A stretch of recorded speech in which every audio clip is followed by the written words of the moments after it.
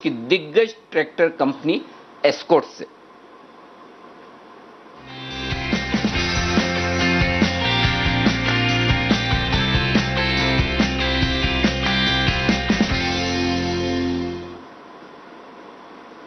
हमारे साथ कार्यक्रम में शामिल हो रहे हैं एस्कॉर्ट्स लिमिटेड के ग्रुप सीएफओ भरत मदान साहब। मदान साहब, बहुत बहुत शुक्रिया आपका हमें वक्त देने के लिए और आपका स्वागत है जी बिजनेस पर।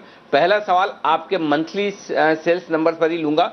जो अगस्त महीने के आंकड़े आए हैं, 80% आपकी सेल्स बढ़कर आई है। आंकड़े देख के मुझे ऐसा लग रहा है देश में अगर कोई एक चीज बिक रही तो वो खाली है ट्रैक्टर ही है। इतनी जबरदस्त ग्रोथ आई है, क्या वजह रही है? क्या पिछले 3-4 महीनों में लोगों ने नहीं खरीदा, वो सारा अगस्त में खरीदा, या वाकई में डिमांड बड़ी स्ट्रांग है? तो अनिल जी, आई थिंक इसमें जैसे आपने बोला मल्टीपल फैक्टर्स हैं। तो ऑब्वियसली एक तो बेस इम्पैक्ट भी काफी जी। होता है कि जुलाई अगस्त के जो महीने हैं उसमें नॉर्मली ट्रैक्टर वॉल्यूम ज्यादा नहीं होते हैं। तो इससे नंबर वाइज देखा जाए तो जी। अभी बहुत ज्यादा नंबर नहीं है, तो बेस काफी लो था हमारा पिछले साल में भी। सेकेंड, ऑब्वियसली जो पिछले 2 महीने से काफी सप्लाई साइड पे प्रेशर रहे हैं, तो प्रोडक्शन के कॉन्स्टेंट भी थे और लॉकडाउन के चलते काफी वेंडर सप्लायर्स के भी इश्यूज थे, जिसकी वजह से सप्लाई की प्रॉब्लम थी। तो उसकी वजह से जो डिमांड अभी मार्केट में काफी स्ट्रांग है, तो वो ऑब्वियसली मीट आउट नहीं हो पा रही थी। तो इस मंथ में डेफिनेटली हमारा रिटेल डिमांड काफी अच्छी स्ट्रांग भी गई है, और उसके साथ में थोड़ा बहुत डीलर का स्टॉकिंग भी हमें करने का मौका मिला है। बस इस महीने में प्रोडक्शन हमारा काफी पिकअप हो गया और अब हम नॉर्मल पीक लेवल कैपेसिटी पे ऑपरेट कर रहे हैं। तो जो थोड़ा बहुत स्टॉकिंग का हमारे को अच्छा। अपॉर्चुनिटी मिली, तो वो इस महीने में स्टॉकिंग के साथ डीलर को कुछ की गई। वाह गजब, ये तो बहुत अच्छी खबर आपने सुनाई कि पीक लेवल पर प्रोडक्शन वापस आ गया। और आमतौर पर सर आपके लिए तो दिसंबर का क्वार्टर बेस्ट होता है, फेस्टिव सीजन भी है, मॉनसून भी तब तक आ जाता है, पता चल जाता है। तो उस लिहाज से क्या ये वाला दिसंबर क्वार्टर जो अब आएगा दमदार दिखेगा सर? जी हाँ, तो अगले 3 महीने जो है वो काफी स्ट्रांग रहने वाले हैं कि फेस्टिव सीजन अभी शुरू हो रहा है। और जैसा अगर डिमांड का सिनेरियो अभी तक हमने देखे रहे को मिला है रूरल मार्केट में, और अभी खरीफ की सोइंग भी काफी अच्छी हुई है पिछले साल के मुकाबले में। तो उम्मीद है कि हार्वेस्ट भी खरीफ की काफी स्ट्रांग रहेगी, और अभी सोइंग के सीजन जो शुरू होगा अक्टूबर नवंबर में, तो उसमें ट्रैक्टर की डिमांड काफी अच्छी आने की उम्मीद है। और इसके साथ में जैसे कि मैंने बोला कि सप्लाई जी। साइड के प्रेशर डेफिनेटली रहेंगे, क्योंकि अभी तक तो जो इश्यूज थे वो कोविड-19 से रिलेटेड थे कि कहीं लॉकडाउन हो गया और सप्लायर्स ऑपरेट नहीं कर पा रहे हैं। बट अब जो इशू आएंगे वो सप्लाई की कैपेसिटीज पे आएंगे। द डिमांड इतनी स्ट्रांग है और पूरी इंडस्ट्री अच्छी परफॉर्म कर रही है, और लास्ट मंथ में जैसे हमने देखा 73% इंडस्ट्री में ग्रोथ किया है। तो आगे जाके भी अगले 2-3 महीने में काफी स्ट्रांग डिमांड रहेगी, तो उस पर सप्लायर्स की कैपेसिटी का डेफिनेटली इम्पेक्ट आ सकता है। अगर उसका कुछ कॉन्स्टेंट होगा तो वो थोड़ा बहुत डिमांड का इम्पेक्ट कर सकता है, बट अदरवाइज सेंटीमेंट काफी पॉजिटिव है मार्केट। तो सर वो आपने जो जापान की कंपनी के साथ जो करार किया है क्यूबोटा की 5,000 यूनिट्स, 50,000 यूनिट्स माफ कीजिएगा, हर साल आप बनाएंगे, तो वो प्रोडक्शन कब से शुरू होने वाला है? वो शुरू हो जाएगा तो क्या आपको ये जो इतनी मजबूत डिमांड है इसको पूरा करने में मदद मिलेगी सर?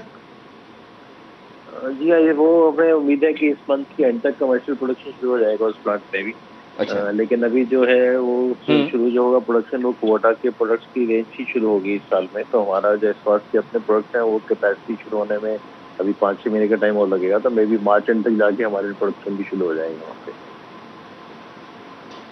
अच्छा। अच्छा, एक और बात है जो मैं नंबर में देख रहा, भले ही छोटे हों लेकिन एक्सपोर्ट्स के आंकड़े भी है दमदार, और 90% की ग्रोथ है, परसेंटेज में तो बहुत अच्छी दिखती है। यूनिट जो है 272 से बढ़कर 518 हुई है। एक्सपोर्ट मार्केट का क्या हाल है सर?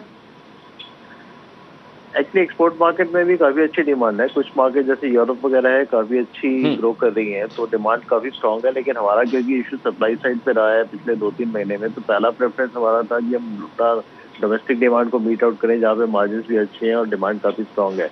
तो इस चक्कर में एक्सपोर्ट की जो ऑर्डर बुक थी हम उसको फुलफिल नहीं कर पा रहे थे। तो पिछले 2-3 महीने से वो प्रेशर हमारे पे कंटिन्यू है। तो इस वक्त भी हमारे काफी ऑर्डर हमने हम्म। कैरी फॉरवर्ड किए आगे जाके, तो तभी भी इस महीने भी पूरा पूरा प्रोडक्शन एक्सपोर्ट के लिए नहीं हो पाया। बट डेफिनेटली ऑर्डर बुक काफी अच्छी है, और आगे हमें लगता है पूरे साल में भी एक्सपोर्ट अच्छी ग्रोथ दिखाएगा हमारे इस साल। वाह सर, सुन के मजा आ गया, इतना कॉन्फिडेंस आपको आउटलुक को लेकर और आगे की डिमांड को लेकर है। अच्छा ये बताइए, सारे लोग एस्कॉर्ट्स के ट्रैक्टर ही खरीद रहे हैं या पूरे सेक्टर में डिमांड काफी मजबूत है, बाकी कंपनियों के लिए भी, और पूरे ट्रैक्टर सेगमेंट में डिमांड स्ट्रांग है सर?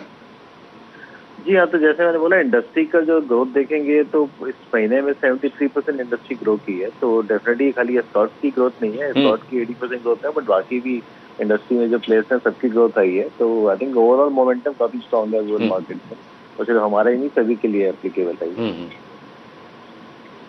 वंडरफुल। अच्छा मदान साहब, एक चीज जो मैं और आपके चेयरमैन साहब की स्पीच का जो आपने एजीएम में उन्होंने दी, उसमें मैं पढ़ रहा था कि आपने जो अपनी प्रोडक्ट रेंज है वो बढ़ाई है। पहले 35 से 50 हॉर्स पावर के आप ट्रैक्टर्स बनाते थे, अब 11 से 120 हॉर्स पावर। इसका क्या मतलब है और इसके पीछे कंपनी की क्या सोच है? ये प्रोडक्ट रेंज बढ़ाने के पीछे इरादा क्या है? इसमें दो रीजन है। एक तो जो आप पता है इंडिया की मार्केट सेगमेंटेशन देखें तो मैक्सिमम जो मार्केट है वो 30 से 50 एचपी के अंदर है ट्रैक्टर के सेगमेंट में। 85% इंडस्ट्री जो है हमारे ट्रैक्टर इंडस्ट्री की वो इसी सेगमेंट के अंदर आती है। जो उसके ऊपर के सेगमेंट है, जो नीचे के सेगमेंट है, वो एक्सपोर्ट्स के लिए काफी रेलिवेंट है। तो अगर आपको वो एक्सपोर्ट का पोर्टफोलियो चाहिए तो उसमें आपके पास लोअर एचपी के सेगमेंट होने चाहिए, जो सब 30 एचपी सेगमेंट माना जाता है, या उसका हायर एचपी के सेगमेंट है जो 50-60 एचपी से ऊपर जो ट्रैक्टर है एक्सपोर्ट होते हैं। तो हमारा पोर्टफोलियो में एक जो इशू एक्सपोर्ट में ये भी था कि हमारा पोर्टफोलियो कंप्लीट नहीं था। बट अभी जो एक्सपोर्ट का नंबर देखते बढ़ते हुए देख रहे हैं, तो उसका एक रीजन ये भी है कि हमारा पोर्टफोलियो कंप्लीट है और हमारे पास सारी रेंज के ट्रैक्टर्स अवेलेबल हैं एक्सपोर्ट की डिमांड को मीट करने के लिए। तो उसकी वजह से भी ये जो है थोड़ा आपको एक्सपोर्ट में अच्छी ग्रोथ देखने को मिलेगी आगे चल के। ओके, जब कंपनी मजबूत हो और परफॉर्मेंस दमदार हो और जब मैनेजमेंट के बात करते करते गाइडेंस भी और स्ट्रॉन्ग आए, तो फिर आप देखिए एस्कॉर्ट का स्टॉक इस वक्त दिन के हाईएस्ट पॉइंट पर पहुंचता हुआ 1144 1143 के आसपास ट्रेड करता हुआ दिख रहा है। इससे आप अंदाजा लगा सकते हैं कि जो कुछ भी मैनेजमेंट की कमेंट्री है वो बाजार को पसंद आती हुई दिख रही है। मजबूत परफॉर्मेंस और आगे भी पूरा साल दमदार डिमांड रहने की तैयारी, और इस डिमांड को पूरा करने के लिए प्रोडक्शन बढ़ाने की भी तैयारी है एस्कॉर्ट्स की, और दिन के हाईएस्ट पॉइंट पर एस्कॉर्ट्स ट्रेड करता हुआ आपको नजर आएगा।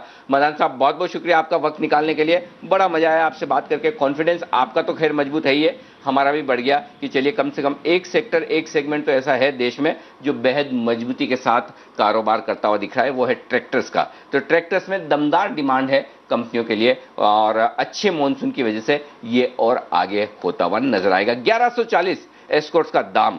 चार्ट्स देखकर बताइए वागले साहब, 1140 पर एस्कॉर्ट्स के लिए कितनी और तेजी आगे बढ़ी है? कल मुझे याद है जो किरण सिंह जी ने कमाल करके दिखाया था, एस्कॉर्ट्स पर दमदार कॉल दिया था खरीदारी का, वो बहुत मजबूत भी रहा। अब आप बताइए sir. Anil ji, view positive बनता है। 1100 का एक स्ट्रॉन्ग सपोर्ट है, 1100 1110 का, जो मुझे ब्रेक होते हुए दिख नहीं रहा है। ये मूव में 1175 1180 में भी इवन 1200 तक ये स्टॉक जा सकता है। ये आज होगा, कल होगा, या 2-3 दिन में होगा। लेकिन जैसे ही ये स्टॉक 1200 के ऊपर ब्रेकआउट देगा, इसमें एक 100 रुपए की मूव बहुत जल्द आ सकती है। तो 1200 के ऊपर ही मुझे ज्यादा इंटरेस्ट होगा एज अ ट्रेडर। ओके, 1200 के ऊपर एज ए ट्रेडर यहां पर मजबूती और नजर आएगी। फिलहाल रेंज बाउंड है, आइए, लेकिन बाजार में जो एक्शन है वो स्टॉक स्पेसिफिक एक्शन काफी बढ़ता हुआ दिख रहा है। 10% ऊपर आपको नजर आएगा आइडिया का स्टॉक। जी एंटरटेनमेंट 4.5% मजबूत है, यूबीएल 4% मजबूत है।